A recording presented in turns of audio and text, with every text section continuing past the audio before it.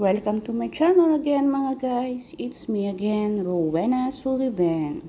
Ito ang update natin, mga kaibigan natin, mga kamag-anak, mga ka-roommate, mga lahat ng mga ka-closeness ng isang Rowena Sullivan. Kasi karamihan sa atin dito ay nag-aalala kung anong ginagawa ng isang Rowena Sullivan sa ngayon sa gitnang silangan ng Israel. Dito tayo na namamasyal ako, natingin ako ng mga magagandang nakakaiba at talagang unique na matitibay na furnitures. Kasi alam niyo naman si Rowena, tumatanda na, nagiging realistic na siya. Hindi na siya yung mga sa bagay-bagay na mga damit, sapatos na napapahumaling. Ako ay napapawaw na wow sa mga gamit. Kaya wala, hanggang sa tingin lang muna ako. Alam naman natin na dito sa Israel lahat ng bilihin ay mahal. Kahit saan naman mahal, pero mas mamahalin kita ng tunay mga guys kung ikaw ay nag-like and subscribe diyan sa aking channel. Ito, di ba? Dito napunta tayo sa isang stores na ano lang dito kapatid. Yung mga magagandang carpet, nakakaakit, saka yung mga furnitures na ginagamit sa mga hotels. Ang ganda talaga. Wala akong magsabi kung hindi magaganda. Halos lahat magaganda at quality. Pero, syempre naman, hanggang tingin-tingin lang muna tayo. Kasi, kailan kaya darating yung panahon na lahat ng magugustuhan ko kaya kong bilhin. Pero, may limit ang powers ng isang Rowena Sullivan. Kaya sa ngayon, ito gusto ko to pag may ano ako sa pag-i-edit ko sa YouTube channels ko, kailangan ko ng lamesa, patungan ng aking laptop, ganun no, tapos may upuan ng parang manager style. Diba? Nakakatuwa. Gustong-gusto ko tong mga guys. Pagdating ng araw sa Pilipinas, maghahanap ako ng mga ganito. Kaya huwag kayong mag-alala sa isang Rowena Sullivan. Kasi nagpapatuloy siya. Marami nang nagpapatuloy at hindi ako nagpapadala sa mga takot. Kasi sa panahon ngayon mga guys, alam naman natin, maraming ang kaganapan sa labas. Kaya dito muna tayo sa loob manatiling naghahanap ng mga magagandang bagay. Masayang mangarap na yung lahat sana ng gusto mo mabibili mo.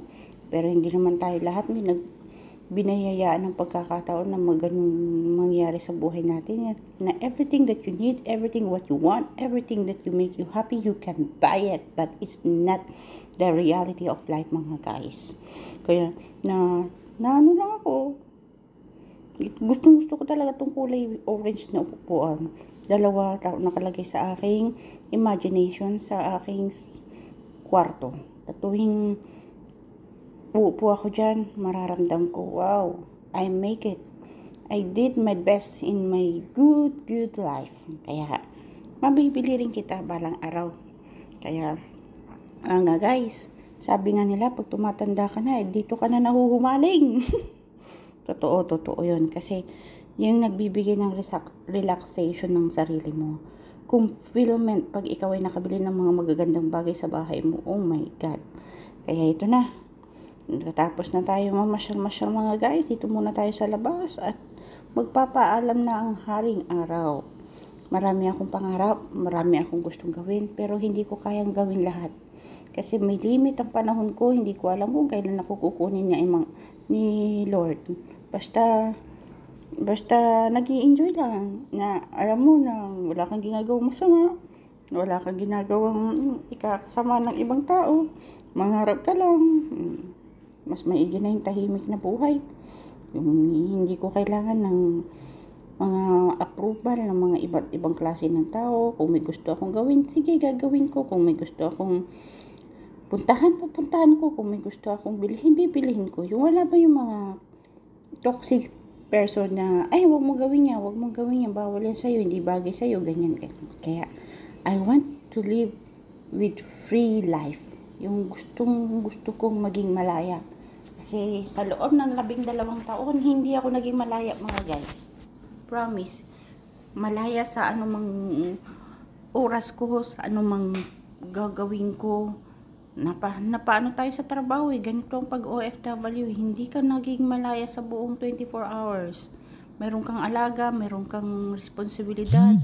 Kaya sana balang araw, gusto ko yung maging flexible. Lahat ng gusto kong gawin ay magpapasaya sa akin, gagawin ko kasi maiksi lang ang buhay. Hindi ko alam kung balang araw ay makakauwi pa ba ako sa Pilipinas ng ligtas. Hindi ko pa alam kung ano yung kaguluhan dito. Pero pag ako nakasurvive sa lahat ng mga pagsubok dito sa gitnang silangan, magiging malaya akong gawin lahat ng gusto ko kasi iisa lang ang buhay. Iisa lang ang buhay na ginagalawan ko. Na pwedeng anumang mangyari, anuman ang gagawin ko, hindi natin masasabi. Kaya maging masaya ka lang, maging kontento, maging mapagpasalamat ka na lang sa anong mayroon ka. Katahimikan. Nawa talaga pag tumutunog na yung mga sirena dyan, sakit na ng ulo ko, sakit na ng dibdib ko, mahal. Nako, ang dami kong iniisip. Pero God is good always. Ano man ang plano ng Panginoon sa akin, ano man ang gusto niyang mangyari sa akin, kaya laban lang. Hirap talagang iwanan itong bansang ito mga guys. Napakagandang para sa akin, 12 taon kulungan, pero hindi siya yung as in literal na kulungan, yung parang nakulong ako, yung edad ko, yung mga pangarap ko, pero mabuka-bukas ang pangit, open ang good na opportunity naman sa akin.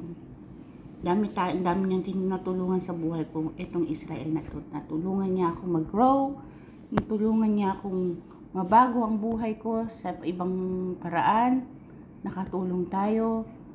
Pero ang importante, marami kang matutunan sa buhay. Nang dahil sa Israel, binago niya ang limitadong buhay ko. Ngayon, go! Kahit anumang pagsubok, hindi ako matatakot. Ano man ang resulta ng pag-stay ko rito mga guys. Kasi, pag OFW ka, isang paa mo talaga, hindi mo masasabing always safe. Kaya, ipag-pray, ipagpasalamat na maging ligtas lahat, maging ligtas ang buhay mo, buhay ko, buhay natin lahat na nandito sa Israel.